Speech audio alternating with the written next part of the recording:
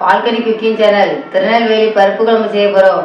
பருப்பு குழம்பு செய்ய தேவையான பொருட்கள்: பருப்பு ஊற வச்சுருக்கோம், வெங்காயம் கட் பண்ணி வச்சுருக்கோம், தக்காளி கட் பண்ணி வச்சுருக்கோம், பச்சை மிளகாய் கட் பண்ணி வச்சுருக்கோம், பெருங்காயத்தூள், மஞ்சத்தூள், தேங்காய் அரைச்சிட்டு வந்துடலாம், கடுகு. இவ்வளோ தான் தேவையான பொருட்கள். வாங்க வீடியோக்குள்ளே போகலாம். குக்கரில் பருப்புக்கு தண்ணி வச்சுருக்கேன். பருப்பை போட்டுக்கலாம். ஊற வச்ச பருப்பை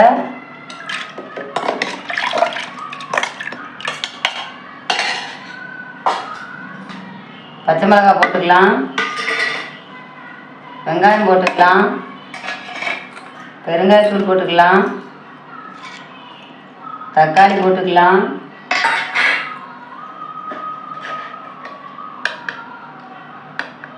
மஞ்சத்தூள் போட்டுக்கலாம், கொஞ்சம் எண்ணெய் ஊற்றிக்கலாம், நல்லா கலக்கி விட்டுக்கலாம்.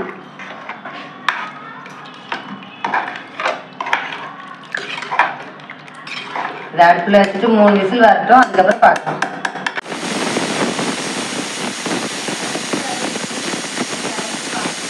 பருப்பை வேக வச்சு எடுத்தாச்சு. தேங்காய் போட்டுக்கலாம், உப்பு போட்டுக்கலாம்,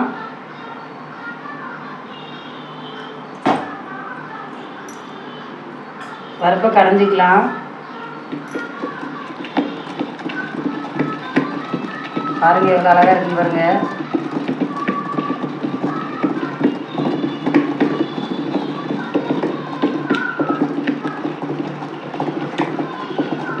பருப்பை கரைஞ்சாச்சு. புளி கரைச்சி வச்சுருக்கோம், ஊற்றிக்கலாம்.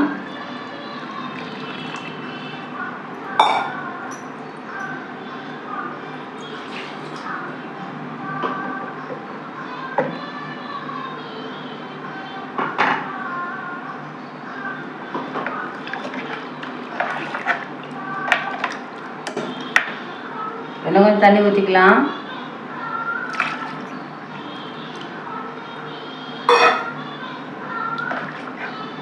குழம்பு கொஞ்சம் சூடு இறட்டும்.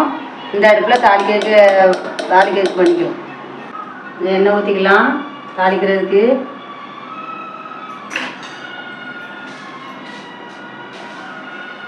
கடுகு போட்டுக்கலாம்,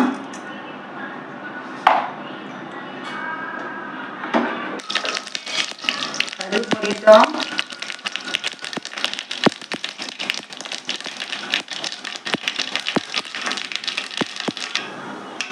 வெங்காயம் போட்டுக்கலாம்,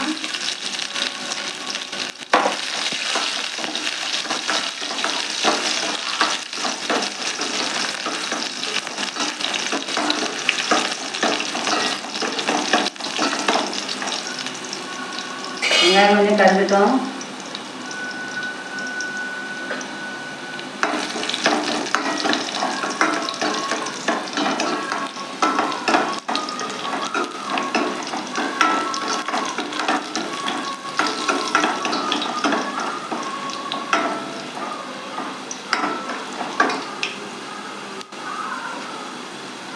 கருவேப்பிலை போட்டுக்கலாம்.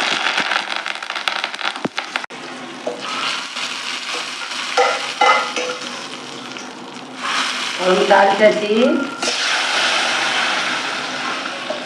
இன்னைக்கு நாங்கள் பொரியல் செய்யலை, அதனால கொஞ்சம் பருப்பு கூட்டு எடுத்துருக்கோம். இங்கே பாருங்க,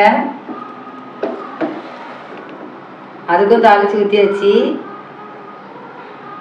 இந்த காம்பினேஷன் நல்லா இருக்கும்.